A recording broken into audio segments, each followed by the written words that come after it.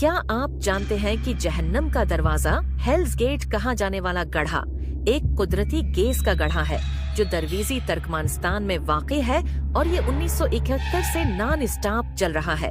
یہ حیرت انگیز واقعہ اس وقت شروع ہوا جب ایک سوویت روسی انجینئرز نے غلطی سے گیس سے بھری زیر زمین غار کو جیسے ہی ڈرل کیا تو زمین گر گئی، جس سے تقریباً 70 میٹر قطر اور 20 میٹر گہرا ایک بہت بڑا سوراخ بن گیا۔